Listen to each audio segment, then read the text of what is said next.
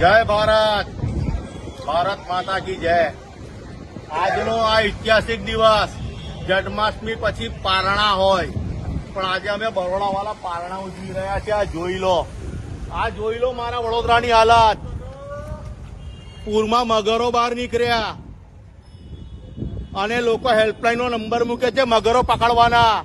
Original મગરો તો ખંડેરો માર્કેટમાં બેઠા છે જે મારા વડોદરાને ખાઈ ગયા। અને આ જ લોકો વડોદરાની ભૌગોલિક જે પરિસ્થિતિ હતી, ચારે બાજુ કોતરોથી ઘેરાયેલી, વડોદરાની મધ્યમાં કોતરો હતી। છેલ્લા 30 વર્ષમાં આ લોકો અમારી કોતરો ખાઈ ગયા, અમારા ગૌચરો ખાઈ ગયા, અમારા કોમન પ્લોટ ખાઈ ગયા, અમારા તળાવો ખાઈ ગયા, બધું ખાઈ ગયા। અને ખાધા પછી આ વડોદરામાં પાણી પૂરના વિસરતા નથી, પાણી બેક આવે છે। અને અમુક ચૂંટાયેલા પાંખો ફોટા પડાઈને વિડીયો ટ્રેક્ટરો લઈને નીકળે છે પોતાના વિડીયો બતાવવા માટે। ઓ ભાઈ, પાણીના બોટલ આપવાથી વડોદરા નથી તરસે નથી મરતું। તમે તો લોકોને છે ને પાણી પીવડાઈને મારી નાખ્યા। હરણી બોટકામની અંદર મારા 12 બાળકો, મારી બહેનોને તમે ડૂબાડીને પીવડાઈને મારી નાખી। બાકી હતું તો તમે બાળકોને સળગાઈને મારી નાખ્યા। અને તમે તો એટલા નિર્લજ્જ છો। ખાસ વાળી સ્મશાનની અંદર 18 કરોડ 36 લાખ રૂપિયા તમે લોકો સ્મશાનમાં પેલા લાકડામાં ભજીયા તરીને ખાઈ ગયા। એટલા બેશરમો, તમને શરમ આવી જોઈએ। અને તમે હેલ્પલાઈન નંબર મૂકો।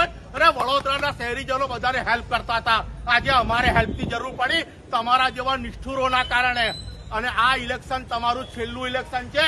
હવે અમે મોદીજીના નામે જે તમને અમને છેતરી ગયા ને, હવે અમે છેતરાઈએ નહીં। કારણ કે 10 વર્ષમાં તમે ફક્ત મોદીજીના નામે અમને છેતર્યા છે। અને આજ વડોદરા છે, પ્રકાશ બ્રહ્મભટ્ટ કોકો એની ડિપોઝિટ જપ્ત કરી હતી, ઠાકોરભાઈ પટેલ એની ડિપોઝિટ અમે જપ્ત કરી હતી। એ વડોદરાના સંસ્કારીજનો છે। અમારા સંસ્કાર મૌન રહેવાનું છે, બંગડીઓ પહેરીને તાલી પાડવાનું નથી। આ તમારું ઇલેક્શન છેલ્લું। હવે વડોદરાના પોતાના સ્થાનિક સ્વરાજના ઇલેક્શનમાં વડોદરાવાળા પોતાના ઉમેદવાર પોતે નક્કી કરશે। અને તમારા કૌભાંડો અમે બહાર લાવીશું। અને મગરોને ના પકડતા, તમે ખંડેરાવ માર્કેટમાં બેઠેલા મગરો છે, હવે અમે તમને પકડવા આવીએ છીએ। ભારત માતા કી જય।